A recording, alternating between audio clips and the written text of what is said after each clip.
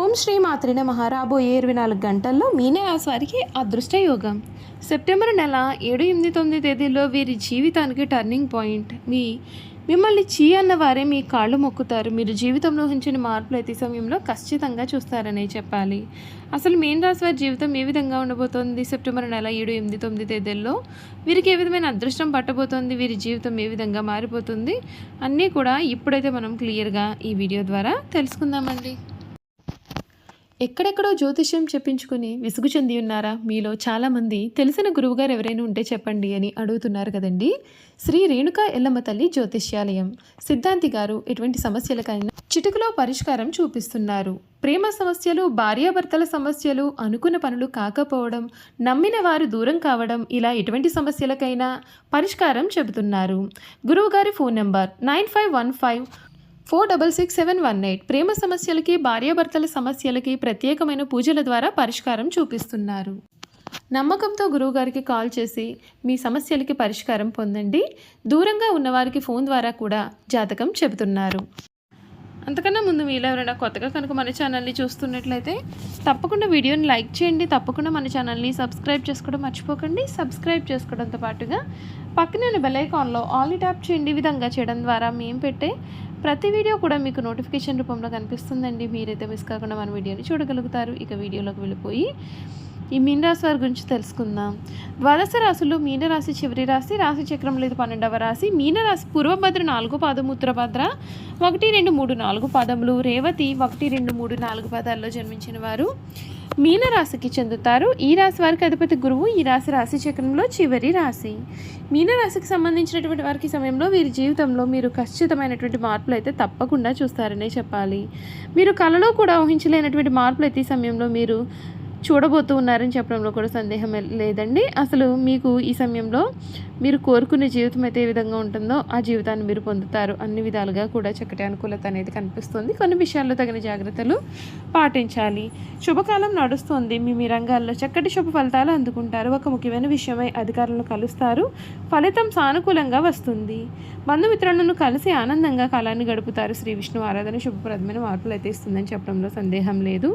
ఉద్యోగంలో మంచి ఫలితాలు అయితే లభిస్తాయండి. ప్రతిభకు తగిన గుర్తింపు ఉంటుంది. వ్యాపారంలో అధిక లాభం ఉంటుంది. పెట్టుబడులు శ్రేయస్కరం. శుభవార్త ఇంట్లో ఆనందాన్ని నింపుతుంది. సమాజంలో గౌరవం పెరుగుతుంది. వారం చివరిలో శ్రమకు తగిన ప్రతిఫలం మీకు అందుతుంది. విష్ణు స్మరణ మీకు అన్ని విధాలుగా కూడా శ్రేయస్కరమైన ఫలితాలు అయితే అందిస్తుందని చెప్పడంలో కూడా సందేహం అయితే లేదండి. సెప్టెంబర్ నెలలో ఈ రాశి వారికి అన్ని విధాలుగా కూడా అనుకూలత అనేది అధికంగా ఉంటుంది. కొన్ని విషయాల్లో తగిన జాగ్రత్తలు పాటించాల్సి ఉంటుందని చెప్పడంలో కూడా సందేహం లేదండి. అసలు ఈ రాశి వారికి, ఈ మీన రాశి వారికి ఈ సమయం అన్ని విధాలుగా కూడా చక్కటి మార్పులు అయితే మీరు తప్పకుండా చూస్తారనే చెప్పాలి. కళలో కూడా ఊహించలేనటువంటి మార్పులు అయితే మీ జీవితంలో మీరైతే చూడబోతూ ఉన్నారని చెప్పడంలో సందేహం లేదండి. ఈ రాశి జాతకులకు రాహు ఏ స్థానంలోకి రావడం చేత, గురువు చతుర్థ స్థానంలోకి రావడం చేత ఖర్చులు అనేవి అదుపు తప్పే అవకాశం ఉంటుంది. కనుక మీరు తగిన జాగ్రత్తలు పాటించాలి. కుటుంబ జీవితం సాఫీగా సాగిపోతుంది. సొంత ఇంటి ప్రయత్నాల్లో ఖర్చులు అంచనాలను మించవచ్చు. వృత్తి వ్యాపారాల్లో భారీగా అంచనాలు, లక్ష్యాలను నిలకడగా సాగిపోతుంది. నిరుద్యోగులకు సొంత ఊర్లోనే ఉద్యోగం కూడా లభిస్తుంది. అంతేకాదు బంధువర్గంలో అనుకోకుండా మంచి పెళ్లి సంబంధం కూడా కుదురుతుంది. 1, 2 ముఖ్యమైన ఆర్థిక సమస్యలు పరిష్కారానికి వస్తాయి.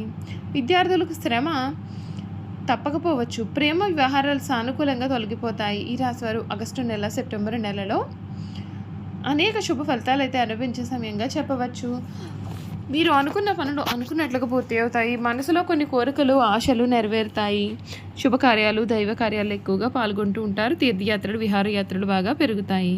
విదేశీ ప్రయాణాలకు సంబంధించినటువంటి అవకాశం అయితే ఉంటుందండి. ప్రేమ వ్యవహారాలు పెళ్లికి కూడా దారితీస్తాయి. కుటుంబంలో పెళ్ళి, గృహప్రవేశాలు, మంచి కార్యక్రమాలకు హాజరు అయ్యే అవకాశం కూడా కనిపిస్తోంది. అక్టోబర్, నవంబర్ నెలలో గురువు కొద్ది కాలం పాటుగా తన ఉచ్చస్థానమైన కర్కాటక రాశిలోకి ప్రవేశిస్తున్నందువలన ఈ రాశి వారికి అనేక విధాలుగా ప్రభావం అనేది పెరుగుతుంది. ఆదాయం బాగా వృద్ధి చెందడంతో అందలాలు ఎక్కించే అవకాశం అయితే ఉంటుంది. ఒక ప్రముఖుడుగా గుర్తింపు పొందే సూచనలు కూడా మీకు కనిపిస్తున్నాయి. ఈ రాశి వారు సుబ్రహ్మణ్యాష్టకం చదువుకుంటే మేలు. దాని కారణంగా జీవితంలో సుఖ సంతోషాలతో నిండిపోతుంది. చూసారు కదండి, ఈ మీనరాశి వారి గురించి తెలుసుకున్నారు కదా. ఇక వీరి గుణగణాలు ఏమిటి, వీరు చేయాల్సిన జాతకపరమైన పరిహారాలు కూడా ఏ విధంగా ఉంటాయి క్లియర్గా తెలుసుకుందాం.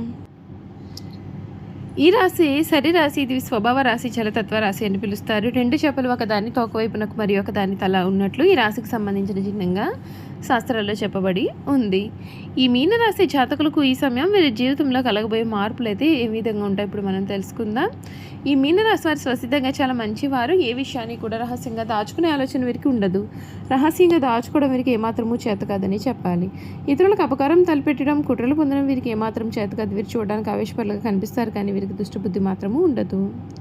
వారిలో వారే బాధపడుతూ ఉంటారు, కానీ అవతల వ్యక్తి మాత్రం తెచ్చుకోరు. దుష్టులను కూడా మంచివారిగా మార్చడానికి వీరు చాలా శతవిధాలుగా ప్రయత్నాలు చేస్తూనే ఉంటారు. ఈ రాశి జాతకులకు మీనరాశి వారికి పదాలు పుష్టికరంగా ఉంటాయి. మెత్తని అందమైన తల వెంట్రుకలు కలవారుగా ఉంటారు. వీరు తమ ఆలోచనలను ఎప్పటికప్పుడు మార్చుకుంటూ ఉంటారు. నిలకడ అనేది వీరి ఆలోచనలో ఉండదు. అలా భయపడుతూ ఉంటారు. కవిత రచన అంటే చాలా ఇష్టం.